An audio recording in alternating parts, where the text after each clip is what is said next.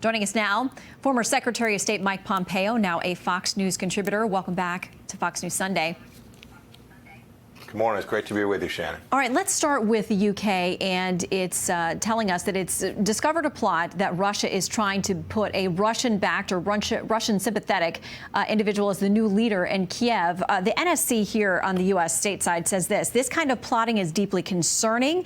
The Ukrainian people have the sovereign right to determine their own future. We stand with our democratically elected partners in Ukraine. A number of Russian officials calling this misinformation. Their embassy in the UK saying this: we are resolutely calling upon London to stop the stupid rhetorical provocations, quite dangerous in the current heated situation, and to contribute to the genuine diplomatic efforts aimed at ensuring reliable guarantees of European security. Given word of this potential plot, which could it be done short of force, how does it play out? Where are we this morning? Shannon, it doesn't surprise me. I assume that the UK reporting is real. Vladimir Putin has wanted to put Russia-friendly leaders in the capital in Kiev in control of that country for an awfully long time now. He's tried to do so through political gamesmanship, coercion, all the kinds of things, the tools of statecraft that are sub rosa, not overt. Now he appears to be massing troops not only inside of Western Russia, but inside of Belarus as well. A short run down into Ukraine from there, preparing coercive force, the capacity to change what the Ukrainian people want from where they are today, with President Zelensky running an important country, a country that matters to the United States. He wants to put someone friendly to Russia. And so he puts this in the newspapers and Pravda and the Russian outlets. This is Russian propaganda. Vladimir Putin knows that Ukraine is not going to attack Russia. To suggest somehow that there is a threat from NATO or from the Ukraine is just propaganda, an excuse for Vladimir Putin to do what he ultimately wants, which is to extend his influence, his authority, his power, his control into the former Warsaw Pact countries. So you mentioned the multiple fronts now potentially unfolding. There is face-to-face diplomacy. Our Secretary of State Antony Blinken with Russian Foreign Minister Sergei Lavrov, they've had conversations. We're told the next step in this is that the U.S. is going to provide written answers to some of Russia's demands. They've included things like Ukraine can never join NATO. There are critics of this who think they're worried that the U.S., whatever we put in writing, Russia is going to use as a context for moving in. We're told that there are now conversations about getting our diplomatic personnel out of Kiev. This sounds like it's escalating. How do we bring it back from the brink? Can we? Shannon, it's awful late. The real hard work of deterrence would have happened a long time ago, a year ago, when President Putin demanded that we give him a New START treaty extension. We gave it to him for nothing. When they had Russian cyber attacks and they shut down the Colonial Pipeline, we told them you can only attack certain sectors, but 16 are off limits. When we left Afghanistan in the way we did, those were the places where the administration had the chance to establish deterrence. Putin saw this. And so these tactical things today about whether our families will stay in Ukraine, we've got to do the right thing and take care of our families. But these tactical things aren't what causes Vladimir Putin to recalculate his cost-benefit analysis. I think they don't see President Biden as credible. I think they see all this talking, these pieces of paper being exchanged, as not credible. They don't do the right thing. They don't protect the American people, establish deterrence, and reduce the risk that what President Biden called a minor incursion. It reminded me, Shannon, of when President Obama called ISIS the JV, right? Same kind of downplaying of risk. When he talks about a minor incursion, this could cause an awful lot of lives to be lost, not only in Ukraine, but in other places in Europe, and energy prices to skyrocket all across the world. So when the president made that comment, it certainly got a lot of attention nationwide, the suggestion that a minor incursion would invoke a lesser response from the U.S. potentially. Ukraine's president, without mentioning the U.S., tweeted this in part: "We want to remind the great powers that there are no minor incursions and small nations." President Biden made some attempts to clean that up. Here's one of them.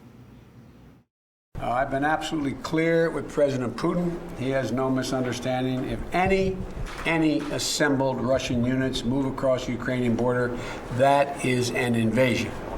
So the earlier comment makes it sound as if the U.S. assumes Russia is going to do something. Is this lack of clarity hurting our ability to negotiate? You know, Shannon, if you listen closely, even to President Biden's attempt to clean it up, he said if there's any assembled units, we need to be unequivocal when one speaks in diplomacy, especially in the age of cyber and space. and true capabilities that exceed what we had seen during the time of World War II. If there's room for doubt, if there's space, Vladimir Putin will drive a truck through that gap. He will perceive any weakness, any gap. He'll say, well, we didn't send an assembled unit, it was disorganized. These are the kinds of things that are listened to very closely. You can tell by the response of President Zelensky. He listened very closely. We had deterrence for 4 years. Vladimir Putin didn't do these kinds of things. He didn't threaten. He didn't use coercive activity to try to push back on NATO in the way he did. We made sure NATO was focused on its mission. And when we did that, Vladimir Putin respected us. We had respect for him and his power. He's a very talented statesman. He has lots of gifts. He was a KGB agent, for goodness sakes. He knows how to use power. We should respect that. And if we did that, we could make sure we do the things that are right for the American people and reflect well on our country's history and traditions and pushing back and making sure that Europe and the Western world stood together. So your successor, Secretary Blinken, said just moments ago, if one more Russian force goes into Ukraine in an aggressive way, that would trigger a significant U.S. response. What does that telegraph to you? What kind of response? That's a much stronger statement than the one that you just played for me from the president. I hope they're serious about this. I hope they are prepared not only to speak about this and that they have a plan, but they have an execution matrix that sits underneath that so that they are prepared to actually do this in real time and it doesn't take days of meetings and discussions with allies and friends, that there is a plan to execute a response that is commensurate with the activity that the Russians take. These are the kinds of things that reduce risk, Shannon. It's how we prevent there to be a significant outbreak of conflict and war in Europe. America can lead. We can't lead from behind. We have to be the leader. We should be flying weapons and systems into Ukraine every single day, making a demonstrable commitment to the Ukrainian people who have demanded the simple thing to have their own sovereignty and democracy in their country. Okay, just months ago, we had a disastrous withdrawal from Afghanistan. People across the political spectrum agree on that. We lost an additional 13 lives. Many people feel needlessly because of the way that withdrawal was done. So, of course, there are many Americans who are very wary about us getting involved in anything else. Over at the Cato Institute, this piece says, Ukraine is at best a peripheral U.S. interest. The Ukrainian people are entitled to set their own course, but are unlucky. They are sharply divided and live in a bad neighborhood. This is not America's responsibility to set right. So what is the proper U.S. role here? Well, no one's suggesting that we send the 24th Infantry Division or the 82nd Airborne into the Donbass. The suggestion is that America use its enormous capacity, its economic capacity, its diplomatic tools, all the skills of statecraft to prevent an incursion on a sovereign country like the country of Ukraine. So the Cato folks can play the straw man and say, gosh, we shouldn't send our military in, but no one's suggesting that. What we're going to do, if we get this right, is we're going to do what we did in the Trump administration. We're going to support governments that have outlined their boundaries. We protect our sovereignty at the southern border. That's what we did during our 4 years.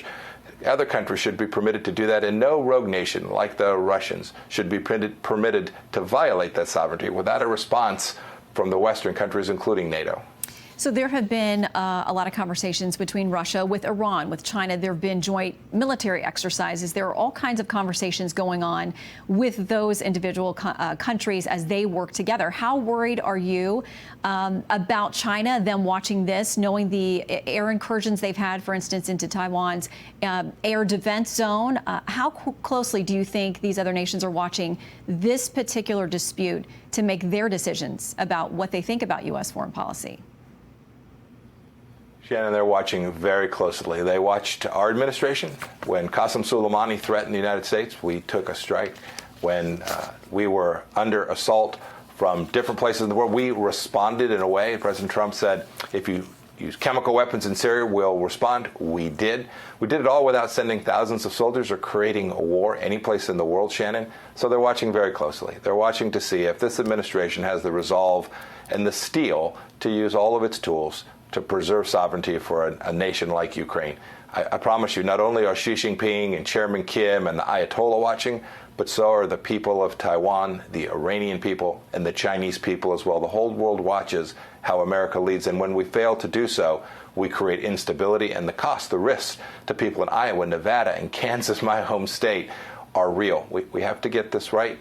We have to establish deterrence in the model of Reagan and the model that we had for our 4 years. If we do that, America will be safe and secure and prosperous. The world will be more stable, and we won't have so many of the challenges that are confronting us even as we sit here this morning, Shannon.